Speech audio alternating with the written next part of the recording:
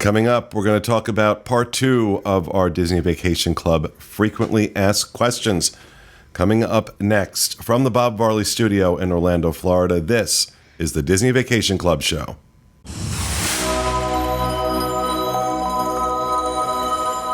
Today's episode of the Disney Vacation Club Show is brought to you by the Timeshare Store. The Timeshare Store specializes in the sale and purchase of Disney Vacation Club properties.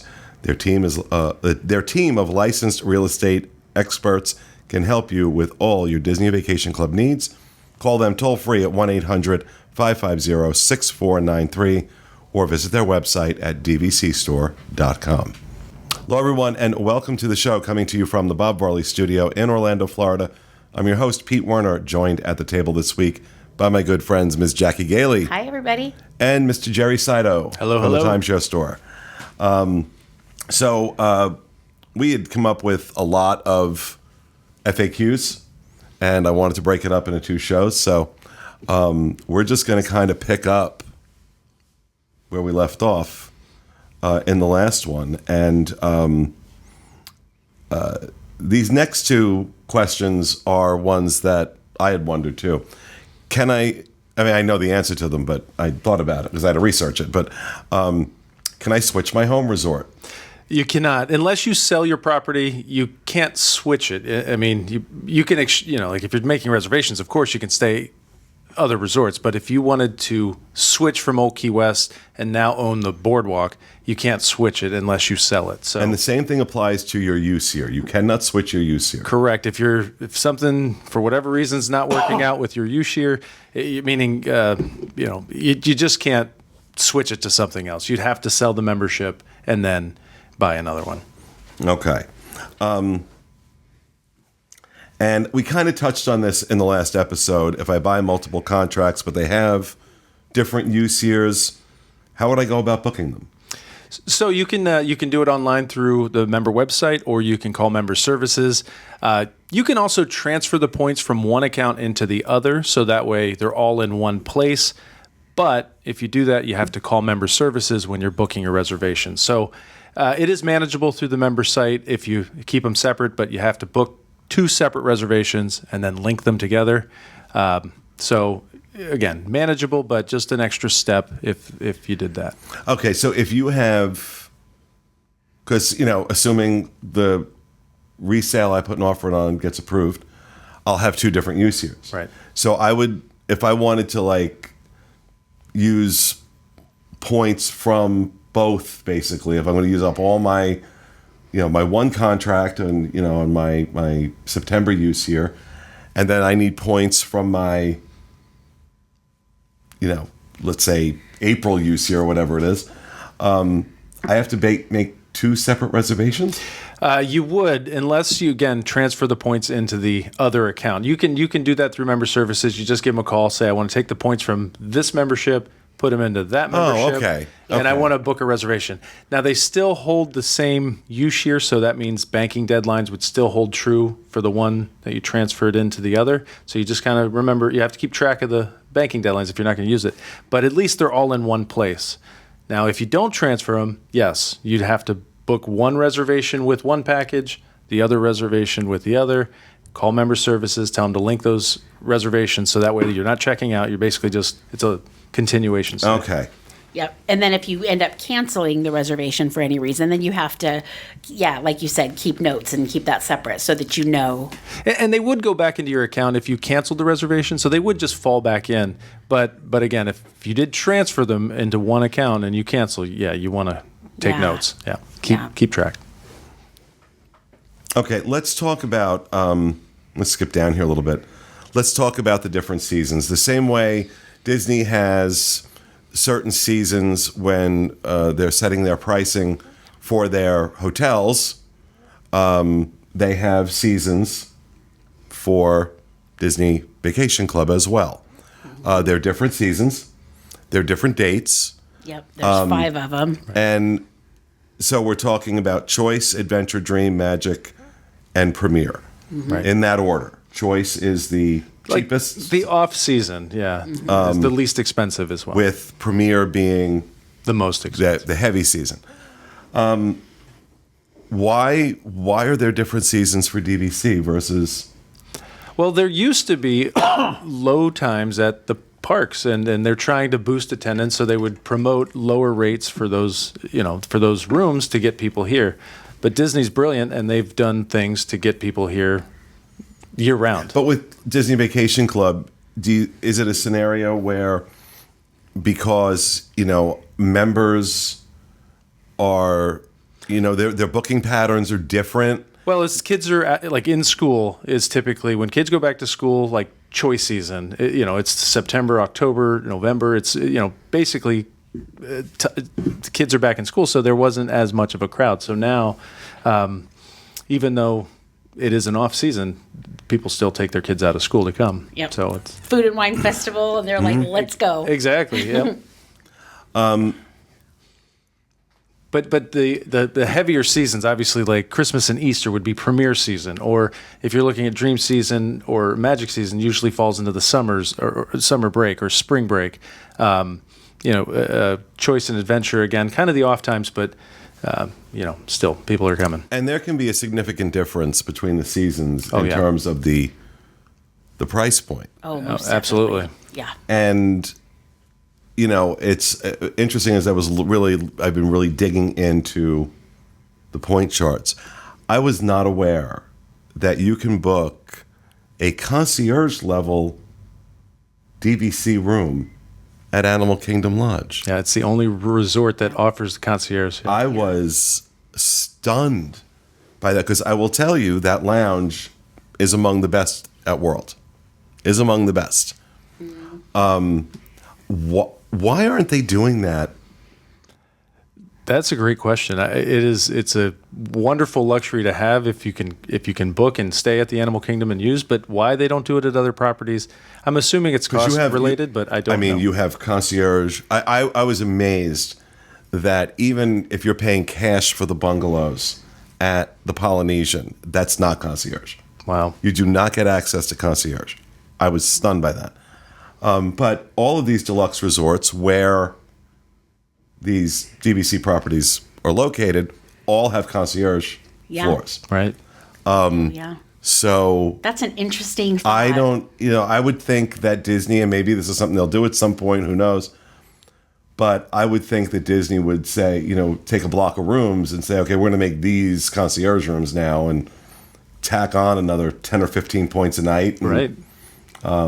Because the normal cash value of a concierge room, the price difference, depending on the resort time of year, is $150 to $250 a night. Mm-hmm. Now, let me ask this. This is not on our list. But how do you, are there times when the value of your points for a particular reservation, that it would be cheaper or better just to pay cash through Disney and book it direct? I've never found that if you stay at a value property, it's probably on par or equal.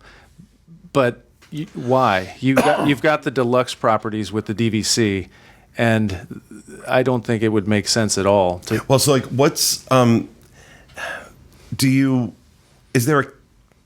you calculate that? So it's an interesting equation. Again, these are the things going through my head. Yeah. Okay. I'm looking at. Okay, if I want a 1-bedroom here, it's going to for 5 nights, it's going to cost me this many points. If I book that same room as a hotel room, it's going to cost me this much a night. And then it got me thinking, okay, so is there like a quick and dirty general rule of thumb that people say, all right, your points are worth, $18 a point or something like that, or whatever it is. I'm sure there's an algorithm or a calculation out there that somebody has created to determine what your cost to purchase as well as your maintenance fees combine, what you're really paying for that. I can figure that out looking at like the financing and or the term of the loan and yeah. personally, like, so I've been a member for a while, and I look at my maintenance fees. You know, the cost of my package when I purchased, it's gone up in value. So I kind of look at that as a wash. Like it's been spent, but if I ever need to get out of it, I can get my money back. So what am I really paying? And again, that's been the case since, you know, the value of these have increased. I don't know how long that'll continue, but that's been the past. I don't think there's any chance they're not gonna. Yeah. But what did I pay to stay at that resort at Vero Beach with an ocean view? That's it. You know, because when I look, like I said on the last show, I you know, a couple times a year, I do I call my staycations because I live here in Orlando, and I'll go stay on property. And a lot of the places I like to stay are places that also happen to have DVC components. Wilderness Lodge, Boardwalk, Beach Club, Animal Kingdom Lodge, Contemporary, Poly. These all have... So for me, that was like one of the first places I went in my head, was that the places I like to stay also have DVC. But I don't know. It's just like I keep thinking about, like, I want to put like a quick and dirty dollar value on my points. So what I do, like, let's say for example, I stay at Polynesian. Polynesian costs maybe 15 points a night for a studio. My maintenance fees are around $7 a point. So 7 times 15 is 105, I think. So I look at it as I just paid $105 to stay at a deluxe property with a Magic Kingdom. Well, that's true if your contract is paid off. Right. Okay. If your contract is paid off, if you're in financing, that's a good point. So you've spent, let's say you bought a pack, you know, $22,000 and it's being financed at 9% or whatever it is, and you have a 5-year term, and you're paying X number of dollars a month. Well, now, no, it's more than your maintenance fees. Correct. Yes, I didn't think of that. Yeah. So, well, because now I'm in this position, right? Yeah. I'm facing down the barrel of that gun, and so I just like, that's what I've been asking myself is, you know, is there a calculation? And I think this conversation is going to be a little more existential than our last one, right? Mm-hmm. Because I'm thinking of things I didn't think of in the last one. Yeah. Well, remember on one of our shows, we talked about how when we used to come from Seattle, we did it 2 times where we paid cash for a Disney Vacation Club room, and it was a grand villa.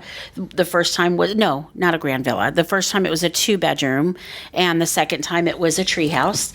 And I mean, we spent like between $8,000 and $10,000 for lodging for the week that we were here, just for that. And that's really a lot. So when you think about 2 trips, you know, $17,000 to $20,000 for 2 trips for 2, you know, weeks, you're kind of like, huh. And that right there, that money, especially, you know, then, even now, that can buy you some points. It sure can. That can absolutely buy you some points. And and the money was spent. It's gone. So meaning it's gone. Yeah. Right. You rented or you know, booked a room through Disney, you're never getting that money back. There's no additional value. Right. None there's at all. no additional value on it. It's a really, really good point. I didn't even think of that. Yeah.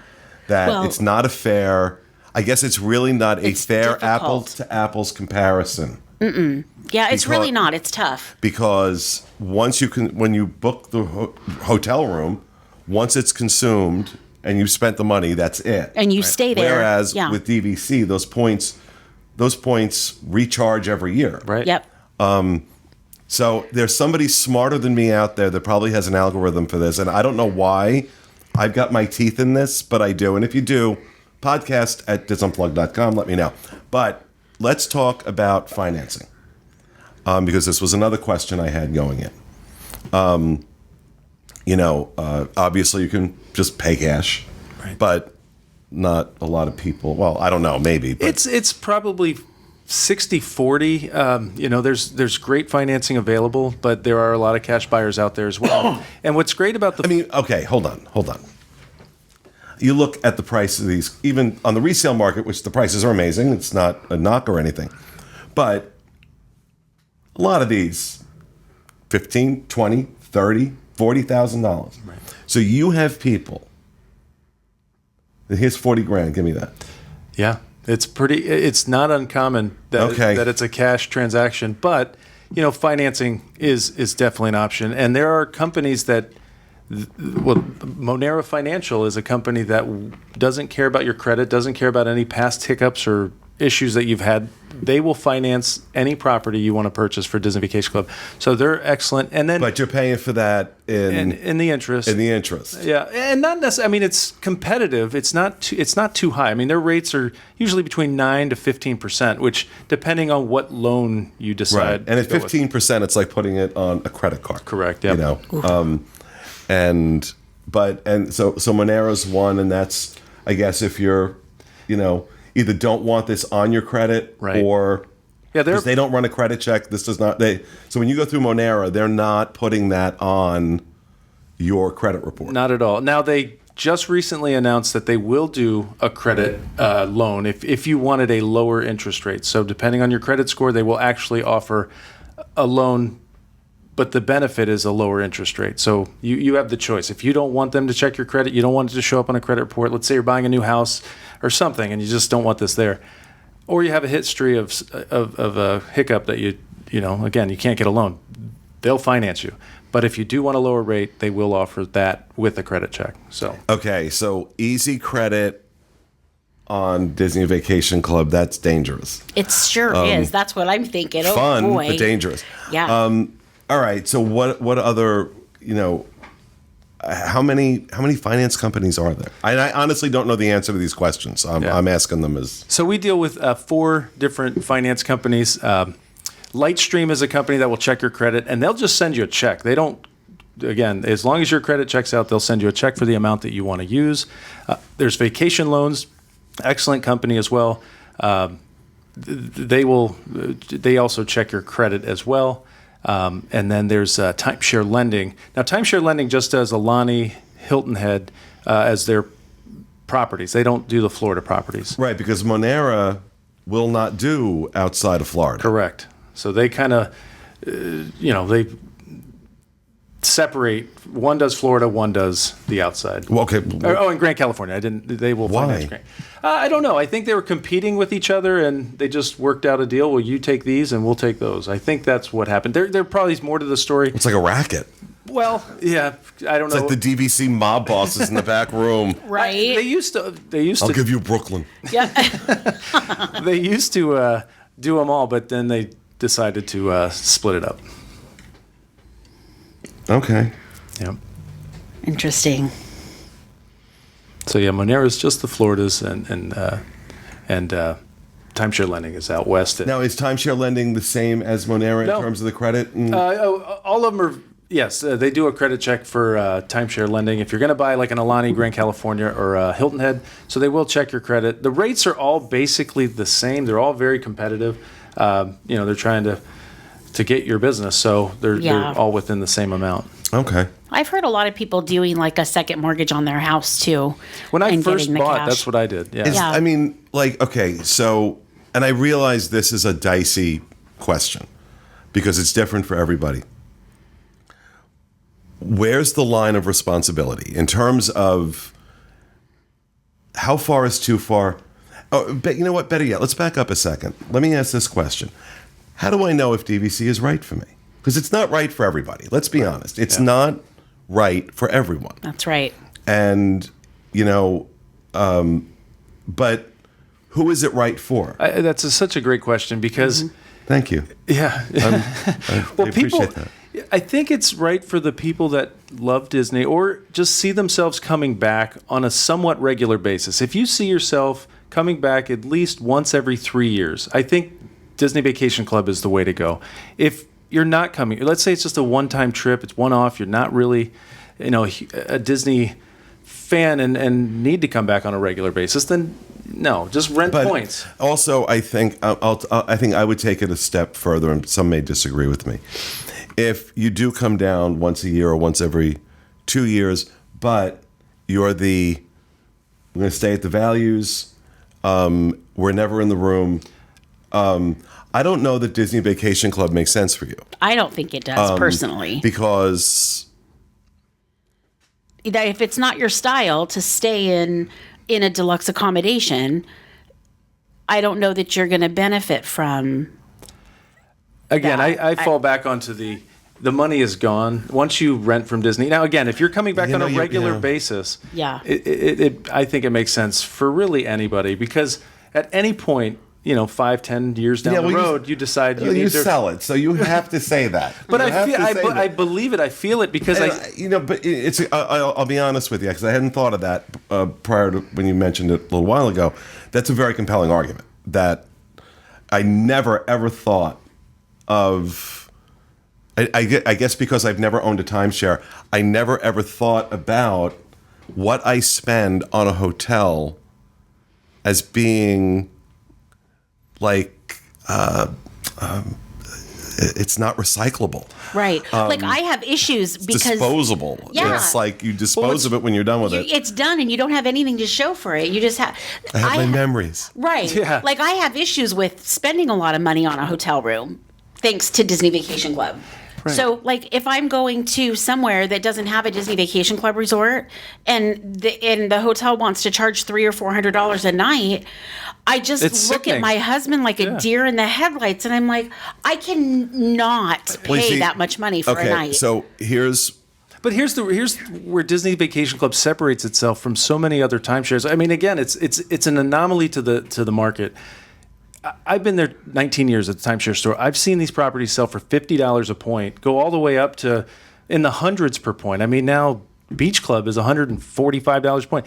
The point is, somebody who bought 5 years ago, 10 years ago, this doesn't happen in timeshare. These people now get to sell the property and make money. That's impossible. That doesn't happen in timeshare. So that's why I'm saying if you're renting, that money's gone, and I don't know what the future is. I don't know if there. So it's almost like the argument you make when you're renting a house versus buying the house. Yep, it's that's similar. right. Yeah, that money's going out the window. You have no equity. Yep, you can't write off the. Yeah, and so I think if I didn't see that happening, I would have maybe a different side of the story. But I've seen it for so long where people are like, oh my gosh, I paid $60 a point. I can sell this for $105. That's amazing. Like, I got to use it for 10 years and my kids have grown up and they love it. Yeah. Really? Like they're just lost in it. How can this happen? Yeah.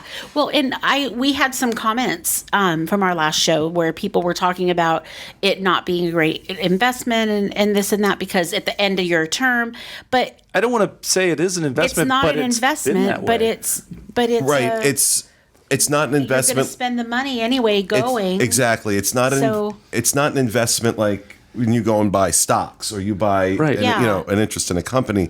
Yeah. That's but how good an investment, let's be honest, how good an investment is that hotel room you just stayed in? Exactly. So at least and for me, another consideration is, and this is not from a standpoint of snobbery or anything like that, with some of my anxiety issues, I prefer to have larger accommodations. I like suites. I like larger rooms. It helps me with some of my anxiety issues.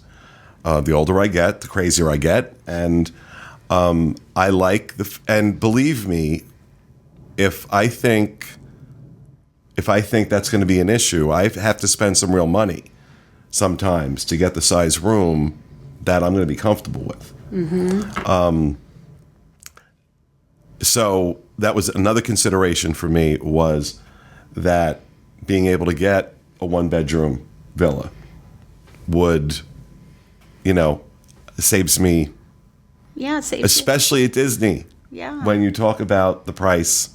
And if it takes the edge off and makes you comfortable where you are, there's no price on that. I mean, yeah. Really, you they don't care if you're 1 or 2 people staying in a 2 or 3 bedroom. Oh, yeah. If you're 1 or 2 people and you want to rent the tree house out, go for it. I mean, it's they're your points. That's the flexibility to do whatever you want. Yeah. Well, and just like I said, from the standpoint of what I would normally spend. Yeah. On a room versus what I spend on this. But, these are like I said, these are questions that have come up for me. Like, who is it right for? I had no doubt it was right for me because, I'm always staying at, And if I can get a room at the if I can use this for a room at the Grand Californian, I was at the Grand Californian 5 times last year. Okay, if I could get 2 of those, at the villas out there at the DVC at the Grand Californian, that saves me a fortune. Yeah, and you asked who is this for? I mean, a lot of young families with children, a lot of retirees who want to take their grandchildren. I mean, it caters to Disney fans. Let's say you're running the marathon. They've got several marathons now, and you need a room and you want a nice quality room. Like, again, you buy into DVC, you have a great place to stay. Mm-hmm. I mean, it caters to a lot of people. Vendors for the Food and Wine Festival or whatever, they're coming back every year, so they want to get a room. Now, it caters to a lot. One thing that, and we'll talk about this, and then we're going to wrap it up. One thing that I had questions about, and now that I've gotten my membership login, I've been able to go in and look around. I found out is availability of these units.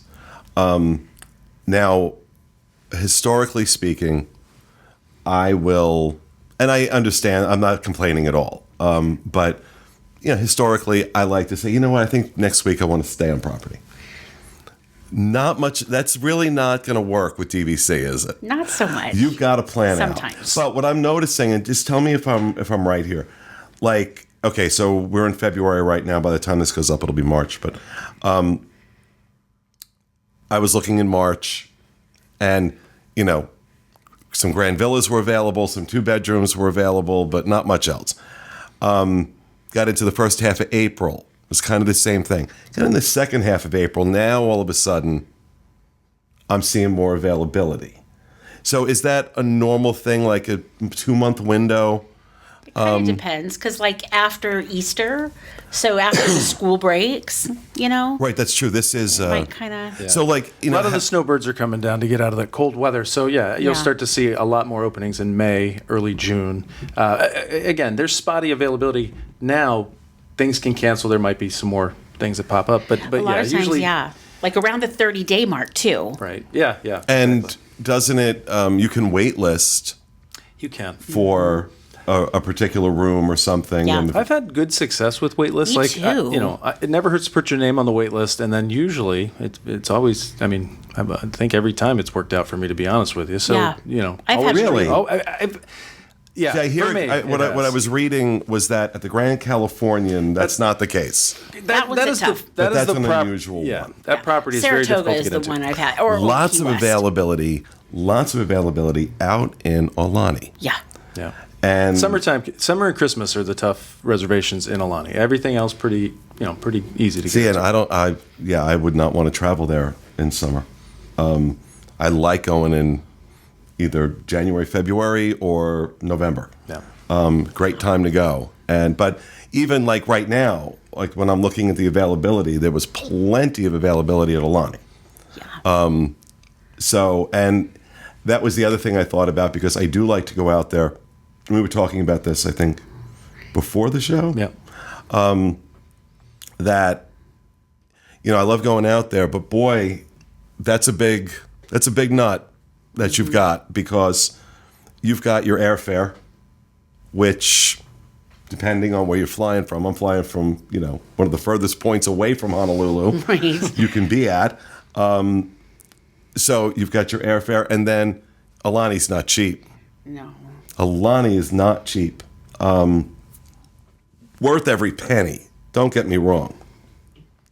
But I think Aulani, if an occasional visit to Aulani is on your radar, you're crazy to not do it this way. And I'm saying that as a guy who owns a travel agency. I have to sell Aulani. And I love the property, but you know what? One of the biggest challenges Aulani has in selling their hotel rooms is that people want to use DVC. Yeah. Mm-hmm. Yeah. And so that's one of the areas where I think it's really, really good. All right. Yeah. That's enough on this. That'll do it for this episode of our show, folks. Thanks for being with us, and we'll see you again next week with another episode of the Disney Vacation Club show. Have a great week.